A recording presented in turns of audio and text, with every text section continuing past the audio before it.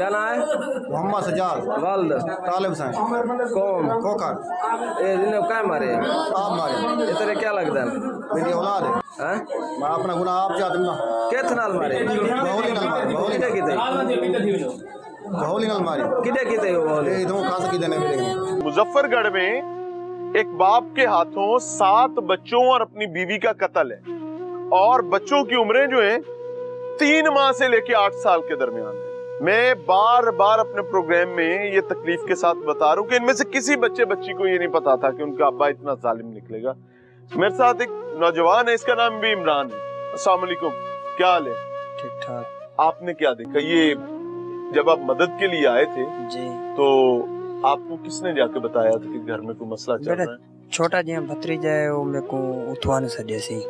अच्छा, जी हाँ, ते जब सजाद अपने बालें को अंदर कुटी वेंदे कुर्दा पे है तो आपको ये पता? जी जी हाँ, जंजल मैं यहाँ दरवाजा तुड़े अंदर आ गया, दरवाजा मेरे को नहीं टूटा, अंदर ताला लगा सी?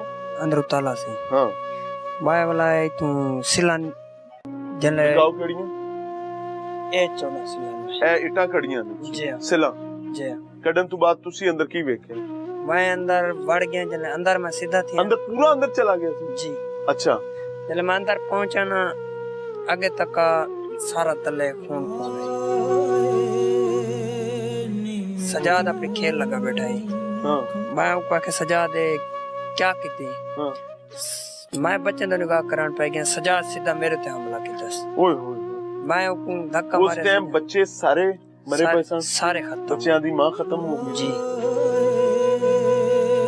सारे खत्म। सजाद अंदर की कर रहे हैं? सजाद अपने खेल लगा बैठा ही, बच्चे देंगे परे मुंह खिंच बैठा ही ते सजाद अपने खेल उन्हें पता लगा तू सिला काट रहा? नहीं, अच्छा, उनको पता बिल्कुल को नहीं लगा। हाँ, उन्हें थोड़े पे भी हमला किया जी। फिर मैं उनको धक्का मारे उठाए गया जी हाँ। हाँ, ते वाला उठे ताला खोले, ताला खोलते फरार होने पे नस गए? नस गया। अच्छा, पुलिस नु किन्ने इतला दी थी? वो जिन्ने बंदे इकट्ठे थी गए सुन दे गए वाला उन्हें कॉल कर दी थी। अस्सलाम वालेकुम, तुसा दसिया जाके? जी मैं नानी दे घरों निकता जे रहना वल मैं आवाज चीकड़ी सुनी छोटी बाली की, वल मैं चाचा तो गया, चाचा साडा है वाला चाचा दरी पट्टे वल चाचा अंदरू गए वाला पता कहीं नहीं।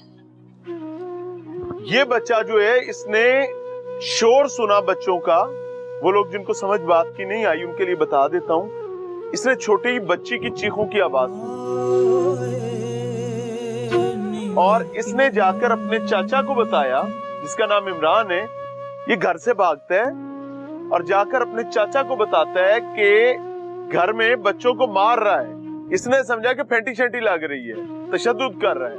ये आता है मदद के लिए, समझाने के लिए, तो ये ईंटें निकालते हैं, लॉक के दरवाजा नॉक कर रहा है, कोई नहीं खोल रहा। ये ईंटें निकालते हैं और ईंटें निकाल कर ये निकल आएंगी सारी ईंटें, गाड़ी की चुनाई और इसमें से गारा भी निकला हुआ है, सारा खुला हुआ है। ये इसीलिए लकड़ियां रखी गई हैं। ये अंदर जाता है तो कातिल इस पर भी हमलावर होता है, इसको भी मारने की कोशिश करता है। ये उसको कंट्रोल कर लेता है, दरवाजा खोलता है, बाहर आता है और वो फरार हो जाता है। और उसके बाद पुलिस इंटरवीन करती है और वो बदबख्त इंसान जो है वो इस वक्त बिहाइंड द बार्स है। लेकिन वो खुद अपने बच्चे मार गया, अपनी बीवी कत्ल कर गया, लेकिन ये पूरी फैमिली जो है, चूंकि मियाँ बीवी दोनों रिश्तेदार थे, इनके लिए ना खत्म होने वाली एक अज़ियत पैदा कर गए। अस्सलाम वालेकुम चाचा, क्या हाल जी? पुत्र ने नौ ते पोतरे पोतरियां सारे मार दिते। जी हाँ सारे मार दिए। क्यों मारे सो? कोई समझ का नहीं थी। थोड़ा सब तो बड़ा पुत्र सी?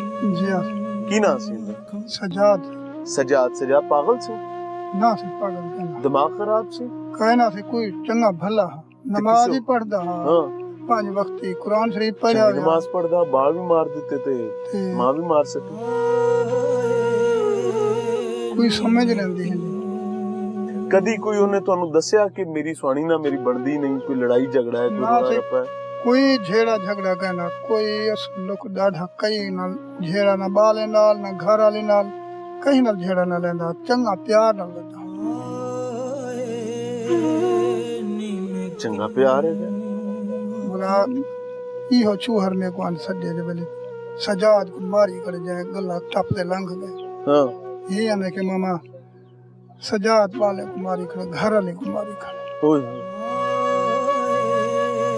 सजाद उसके बाद तो उनको नहीं टकरे खाने गए उन्हें मगर काहे ना से कोई का नहीं गया कोई भी नहीं गया बनना भी नहीं है जाहिर है ये जी बेचारा बाप है कातिल का बाप ਕੁੜੀ ਜਿਹਦੇ ਨਾਲ ਵਿਆਹ ਕੀਤਾ ਸੀ ਸਜਾਦ ਦਾ ਤੁਹਾਡੀ ਨੂੰਹ ਉਹ ਤੁਹਾਡੀ ਕੀ ਲੱਗਦੀ ਸੀ ये मेरा मुलेर है ਇਹਨਾਂ ਦੀ ਬੇਟੀ ਹੈ ना इनदी ओतरी है अस्सलाम वालेकुम बड़ा जुल्म हुआ है बड़ा जुल्म हुआ है।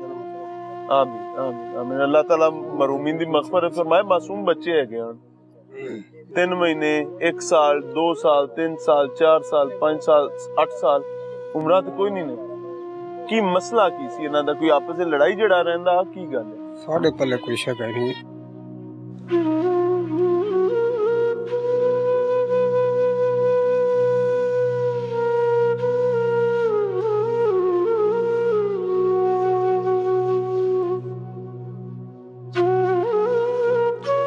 अच्छा मैं आपको ऑनेस्टली एक बात बताऊं हो गया जो होना था जुल्म हो गया हुआ है ओ भाई इस जुल्म के खिलाफ बोलने की तो जुर्रत रखो यार जालिम के खिलाफ बोलने की तो जुर्रत रखो वो छोटे छोटे बच्चे तुम्हारे भी कुछ लगते थे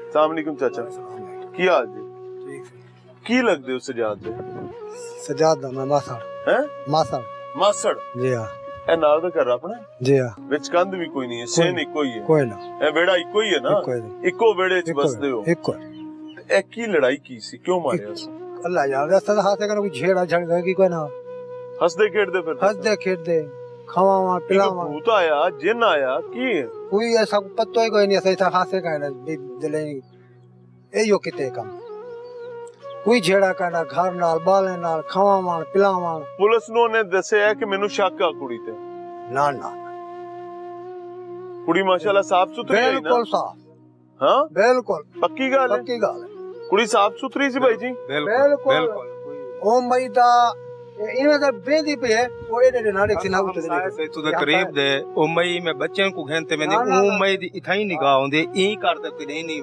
वेख्या सिर चा के किसी सिर चाहते कि नहीं वेख्या ਹਾਂ असा क्यों इमे यो गलत आखो साडा उडू नाल घर है इतो टप सजाद दे बारे की जान दे सजाद दे बारे असा एक को जानदे हैं कोई घर भी खुश है ठीक है कोई अपना मां प्यो को खर्चा भी उथू भी घेनंदा आई दर्जी दा काम भी करंदा आई ते थई अंदा वेंदा आई कोई टेंशन भी मां करना प्यो बेचारा आप प्यो मरिया पे है उन्हें तो खर्चा ले आंदा सी हुंदे को ले आंदा सी 8 बाल 7 बाल है पुछो मैं जिस टाइम पूछे ना आखिर मैं दूध भी लैन वेंदा पिया ते कई वेले खंड पत्ती भी ले आंदा आई कई वेले कुछ आए भी घेन ते अंदा पिया आई उथों दर्जी दा भी काम भी करदा आई ते ईद भी गुजरी है ते चंगी दिन दिहाड़ हैगा सी बिल्कुल काम शाम भी चंगा कीता है काम भी कीते से कपड़ियां दा कपड़े दा काम बस माड़ा मोटा इथा घर गुरबत है जरा माड़ा मोटा काम भी था घर चलदा रहे इतना ज्यादा नहीं चलदा उस्ताद जी थानू कुछ पता है की होया ਕੋਈ ਨਾ ਸੀ ਮੈਂ ਮੌਕੇ ਤੇ ਕੋਈ ਨਾ ਹਮ